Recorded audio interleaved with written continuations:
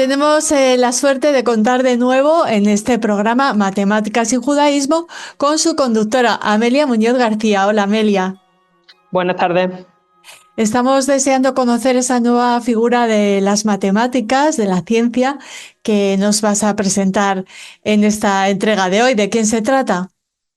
Pues en esta entrega continuamos con la historia de Jacob Trachtenberg, que fue un matemático judío ruso que destaca por sus contribuciones en cálculo mental, porque lo que hace es desarrollar una técnica durante la época que pasa en varios campos de concentración, una técnica mental para poder llevar a cabo operaciones sencillas sin hacerlo con lápiz y papel tal y como estamos acostumbrados ahora, sino por medio de truquillos, podríamos decir.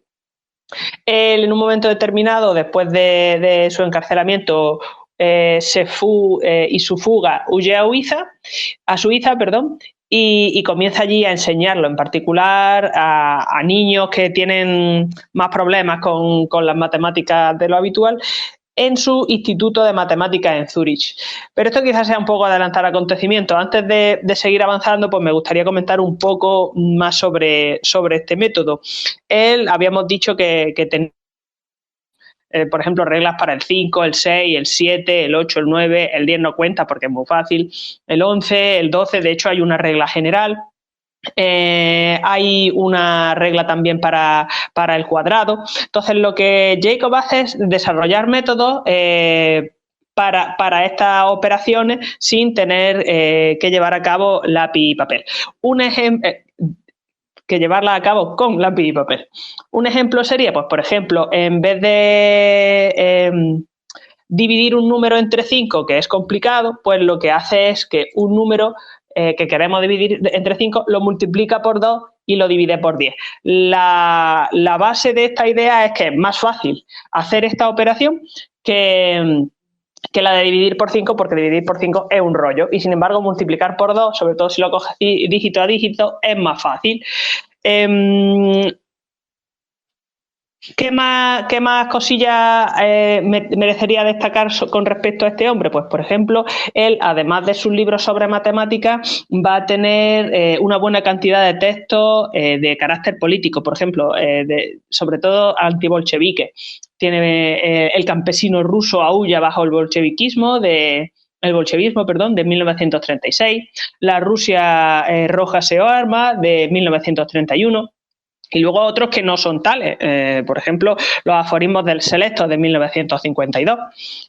Aparte de esto, tiene una serie interesante de libros de aprendizaje de idiomas, porque él va a desarrollar un método para aprender idiomas previo a sus métodos para hacer operaciones, y debía de ser bastante eficaz porque tanto él como su esposa hablan varias lenguas con fluidez, hablan ruso, francés, alemán, inglés, italiano, y después de la época que pasa huyendo de los nazis, añade serbio y croata a todo esto. Hay un catálogo bastante interesante de las publicaciones de Trachtenberg en la Biblioteca Nacional Alemana, que se puede consultar, y allí consta, pues, por ejemplo, los libros para aprender ruso en 2 volúmenes, los libros para aprender francés en 3 volúmenes. En conjunto tiene catalogado unos 40 textos, y hacia el final de su vida vemos, bueno, pues cómo se va a centrar un poquito más en matemáticas. Tiene de 1951 el cómo podemos mi hijo y yo convertirnos en prodigios matemáticos en poco tiempo, y también tiene el Nueva Cuadratura, método de 2 dedos, sistema de Trachtenberg, de 1954. En el que presenta un nuevo enfoque sistemático del cálculo aritmético. El suyo era mental, recordemos, no era con lápiz y papel, donde a veces hace falta apoyo físico, literalmente llevar la cuenta con los dedos, como conteo o como recordatorio. No solamente vale para hacer cuadrados, a pesar del tipo de título que lleva, sino que vale para todas las operaciones. Dicho lo cual, si tú quieres hacer el cuadrado de un número, pues sí que se te plantea una manera fácil de hacer. Por ejemplo, si tú quieres hacer el cuadrado digamos que el número es AB cuadrado, pues haces cuadrado de la primera cifra, A al cuadrado, cuadrado de la segunda cifra, B al cuadrado, y la cifra de en medio va a ser el doble del primero por el segundo. ¿Por qué? Porque realmente lo que este hombre va a hacer es coger este número y separarlo como se separaba, como se suelen separar los números cuando eres chico, en centenas, decenas, unidades o unidades de millar, centenas, decenas, y aplicar el cuadrado de la suma. Lo de la A más B al cuadrado igual a A al cuadrado, 2AB, B al cuadrado. Pero claro, como no tienes que llevar a cabo lo que es un cuadrado en sí, sino aplicar esta reglilla, pues en teoría es más fácil. Si se han fijado, pueden comprobar que algunos de los libros fueron publicados a título póstumo. Esto va a ser porque la mujer de Jacob se asegura de continuar con su legado tras la muerte prematura de este por una angina de pecho en 1951. Y también porque el trabajo de Trachtenberg es redescubierto y puesto en valor años después de su aparición, de tal modo que se incorpora a algunos sistemas educativos. Volviendo un poco a su vida, ahora que hemos comentado su obra, nos habíamos quedado en que él va a estar desarrollando una serie de trabajos en Alemania, pero llega 1930, bueno, lo que no es que llegue 1930 y pase algo más allá de lo siguiente. Lo que pasa es que se casa con Alice Bredow, que también es una rusa que emigra a Alemania, esta vez antes de la revolución, no después, como le pasa a Jacob. Y ahora sí, pero 3 años después, en 1933, Hitler llega al poder y Trachtenberg, al principio va a intentar llevarse bien con el régimen por el sencillo método de editar, únicamente editar, no escribir, y de imprimir un folleto en el que se pinta la nueva situación, bueno, no como algo positivo, pero no como algo tan terrible como realmente era. De hecho, en el texto la idea que transmite es que el acoso al que se somete originalmente a los judíos va más bien dirigido contra los comunistas y que algunos judíos se quedan atrapados en el fuego cruzado. Obviamente mentira, pero bueno. Él se hace cargo obligado de la producción, de la distribución, y a este se siguen otros textos, pero en el que el objetivo es más bien resaltar los horrores desde su punto de vista del régimen comunista y cómo se podía luchar contra su expansión. Llegó a hacerse bastante conocido en los círculos nazis e incluso llega a lecturas recomendadas. Y aquí está un poco dudoso el porqué. Se especula, por un lado, con que los nazis no sabían realmente quién era Trachtenberg y que por eso lo tenían en buena estima, que no sabían que era judío, vamos, y que estaban dispuestos a aprovechar cualquier publicidad gratuita que cayera en sus manos. Y otras versiones que parecen un poco más cercanas a la realidad dicen que lo que hacen es aprovecharse precisamente de que él era judío para tratar de tapar los horrores de sus acciones, alegando que si él y otros, los que habían escrito el folleto, por ejemplo, la Federación de Soldados Judíos Sefardíes, la Asociación Prusiana de Comunidades de Sinagogas Locales, algunos rabinos, banqueros, comerciantes, médicos, en fin, que si había gente que estaba diciendo que a ver qué pasaba, pues que por algo sería. De nuevo, mentiras, pero bueno. Esta situación de stand-by no va a durar para los Trachtenberg, porque en 1934 vemos cómo se van de vacaciones a Suiza y no vuelven, sino que se mudan directamente a Austria. Allí continúa Jacob escribiendo panfletos de carácter político y distribuyéndolos, pues como había venido haciendo hasta ese momento. Él pagaba la publicación, la impresión y mandaba ejemplares gratuitos a agencias oficiales. Si recibía críticas positivas, pues las incluía en las cartas de presentación que acompañaban a cada ejemplar posterior de camino a nuevas agencias oficiales, lo cual no deja de ser una manera muy eficaz de promocionarse y que va a ser lo que lo lleva al principio a darse más a conocer. Allí también en Viena originariamente lo ven con buenos ojos, al principio, claro, porque eventualmente se ve sujeto a persecución. En 1940 va a estar ya metido en una lista, en un registro de la Gestapo en Viena. En Austria va a fundar una editorial, continuando un poco con su vida laboral previa a la emigración. Recordemos que Jacob era ingeniero de formación, él no llega a cursar nunca la carrera de matemáticas, por muchas matemáticas que supiera. Y que estuvo trabajando un montón de tiempo en una fábrica. Pero cuando deja la Unión Soviética y se va a Alemania, lo que hace es transformarse en experto en Rusia y en editor. En Austria, como venía comentando, funda una editorial y retoma los textos de carácter político. pronto sucederá que llama la atención de las autoridades con este tipo de textos. La Gestapo lo investiga, como comentaba hace un instante, y por lo visto lo arrestan hasta en 3 ocasiones, entre abril del 38 y junio del 40. Lo arrestan por ser judío y lo liberan por opositor a los bolcheviques. Y tras la última vez que lo sueltan, huyen, él y su mujer.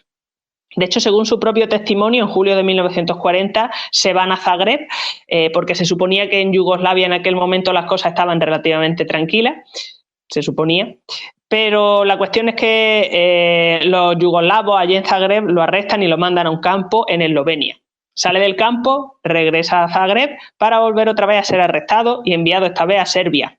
En enero del 41 sale de Serbia él solo, sin su mujer, y es capturado en Croacia, aunque lo liberan poco después.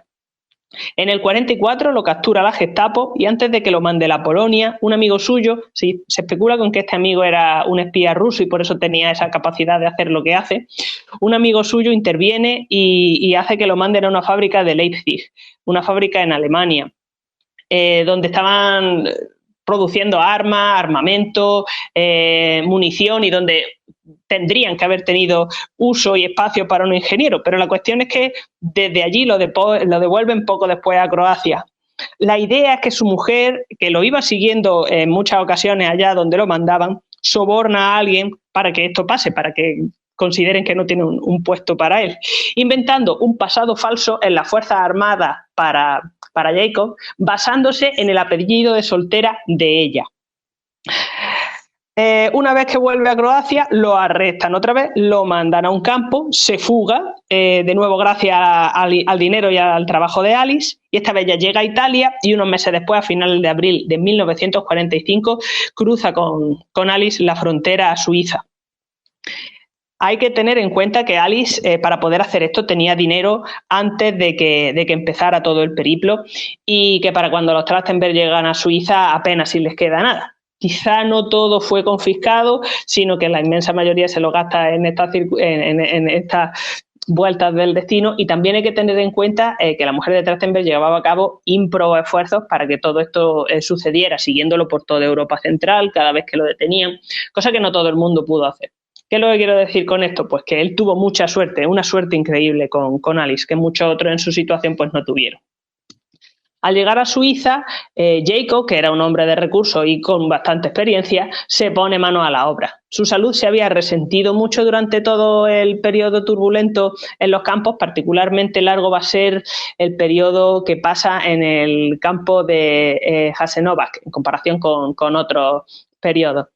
Este campo va a ser el mayor campo de exterminio del Estado independiente de Croacia, donde sobre todo van a asesinar a serbios, pero bueno, eso es una cuestión de qué hacen los yugoslavos. En aquel momento, de qué hacían en aquel momento. Será de hecho durante este periodo cuando desarrolla el método de cálculo mental, perfeccionándolo en un campo de refugiados en Suiza, a donde van cuando cruzan la frontera por última vez. Será allí, va a ser en Suiza, en Zúrich, donde se dedique a enseñar por primera vez de manera profesional, fundando un instituto para la enseñanza de fenómenos computacionales, lo que ahora mismo llamaríamos un instituto de cálculo, en 1950. Y publica su primer libro de matemáticas con una técnica de marketing pues similar a sus publicaciones anteriores. La empresa que lo contrata como profesor corre con los gastos de publicar el texto y a cambio él lo va a estar enseñando. Curiosamente, al principio no logra un gran éxito, no logra al menos el éxito que él esperaba en las escuelas suizas. Es más, él cuando muere de la angina de pecho en 1951 en Zúrich, va a ser antes de que arrancara del todo el éxito de su método. Pero Alice, una vez que Jacob se muere, Alice no se detiene y logra que a finales de la década de los 50 los americanos se hagan eco de su trabajo y lo publiquen, dando lugar a un libro que será allí un bestseller. Le van a seguir los británicos, que llegan a incorporarlo en su sistema educativo, al publicar su método en una revista de corte educativo, y posteriormente también los alemanes lo van a incluir en sus técnicas, ¿no? En sus métodos de enseñanza. Y con suerte los colegas españoles, y de otros depende. Ojalá, ¿verdad? que se pudiera utilizar las investigaciones y los hallazgos, el trabajo de este gran matemático, apoyado, como decías, tanto por su mujer. Gracias, Amelia, por ponernos ejemplos prácticos para entender lo que realizaba. Te esperamos en el próximo programa. Muchísimas gracias. Gracias a ustedes.